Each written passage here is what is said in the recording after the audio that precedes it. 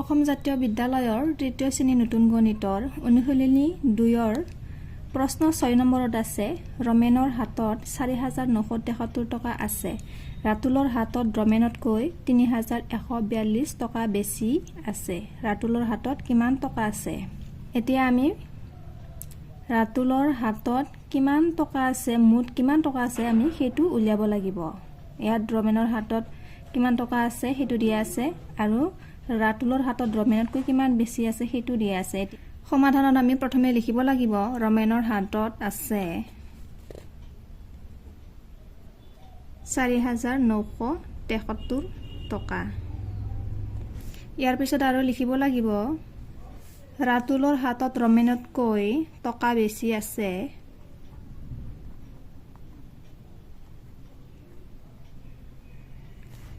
3,142 টকা গতিকে ৰাতুলৰ হাতত মুঠ টকা উলিয়াবৰ কাৰণে আমি সংখ্যাক যোগ কৰিব লাগিব 4,973 যোগ 3,142 টকা এই দুটা সংখ্যাক যোগ কৰিলে হ'ব একক স্থানৰ অংক 3 আৰু 2ক যোগ কৰিলে হ'ব 3 2 যোগ কৰিলে হয় 5 7 4 যোগ কৰিলে হয় 11 11ৰ আমি 1 দিব লাগিব ইয়াৰ পিছত 9 1 যোগ কৰিলে 10 10ৰ লগত 1 যোগ কৰিলে 11 11ৰ 1 4 3 যোগ কৰিলে 7 7ৰ লগত 1 সংখ্যা যোগ কৰিলে 8 টকা লিখিব লাগিব গতিকে আমি উত্তৰটো পালো ৰাতুলৰ হাতত মুঠ টকা আছে 8,115 টকা উত্তৰ প্ৰশ্ন 7 নম্বৰত আছে এটা পুথিভঁৰালত 780খন গল্পৰ কিতাপ 498খন সাধুৰ কিতাপ আৰু 332খন অন্যান্য বিষয়ৰ কিতাপ আছে পুথিভঁৰালটোত মুঠতে কিমানখন কিতাপ আছে ইয়াত মুঠ কিতাপখনৰ সংখ্যা উলিয়াব দিছে গতিকে আমি এই আটাইকেইটা যোগ কৰিব লাগিব সমাধানত আমি প্ৰথমে লিখিব লাগিব গল্পৰ কিতাপ আছে 780খন সাধুৰ কিতাপ আছে 498 সাধুৰ কিতাপ আছে 498 আৰু অন্যান্য কিতাপ আছে 332 ইয়াৰ তলত লিখিব লাগিব এতেকে পুথিভঁৰালটোত মুঠ কিতাপ আছে এই গোটেইকেইখনক আমি যোগ কৰিব লাগিব 780 যোগ আমি ইয়াত থিয়কৈ বা পথালিকৈও লিখি ইয়াৰ যোগফল উলিয়াব পাৰি 498 যোগ 332 একক স্থানত আছে 082 8 2 যোগ কৰিলে 10ৰ আমি 0 দিব লাগিব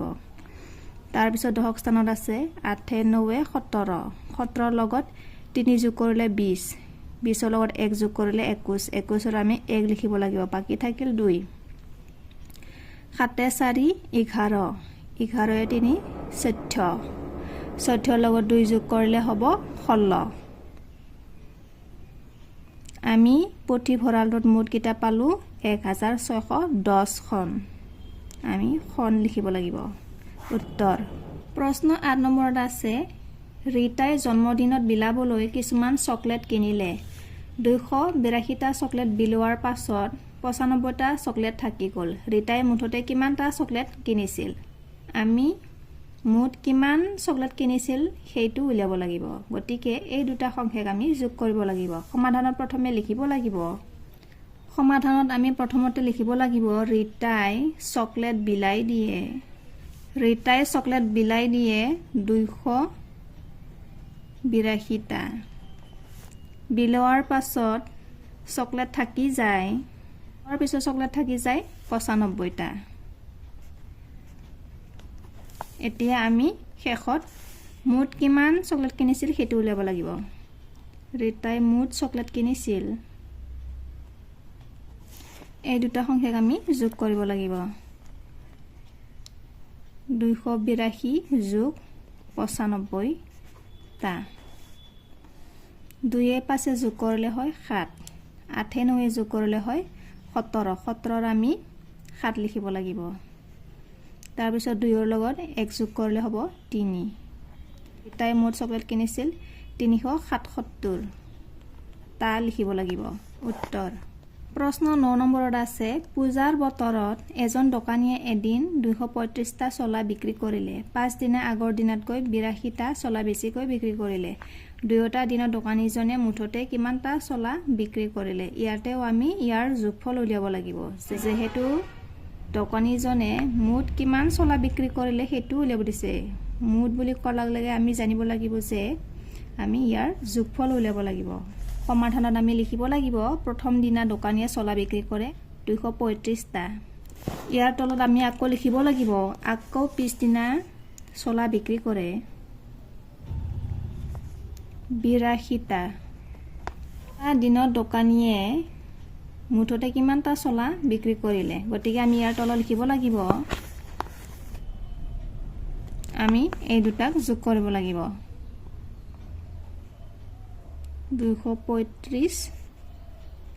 যোগ 82 আমি তা লিখিব লাগিব 5 2 যোগ কৰিলে 7 8 3 যোগ কৰিলে হয় 11 আমি 1 লিখিব লাগিব 2 ৰ লগত 1 যোগ কৰিলে হয় 3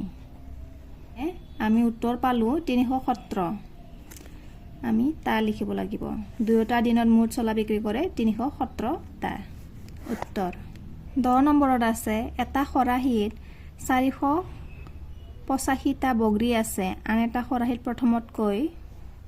142টা বগৰী বেছি আছে দুয়োটা খৰাহিত মুঠতে কিমানটা বগৰী আছে ইয়াতেও আমি ইয়াৰ যোগফল উলিয়াব লাগিব যেহেতু প্ৰশ্নত আমাক খৰাহিত মুঠ কিমান বগৰী আছে হেতু উলিয়াব দিছে সেইবাবে আমি ইয়াৰ এই দুটা সংখ্যাৰ যোগ কৰিব লাগিব প্ৰথমতে আমি সমাধানত লিখিব লাগিব খৰাহিত বগৰী আছে 485টা আন এটা খৰাহিত বগৰী আছে কিতাপত দিয়া আছে 142টা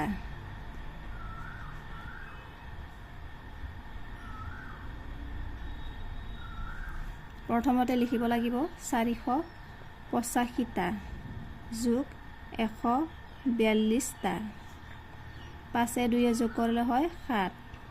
8 4 যোগ কৰিলে হয় 12 আমি 2 লিখিব লাগিব বাকি থাকিল 1 4 1 যোগ কৰিলে 5 5 ৰ লগত 1 যোগ কৰিলে 6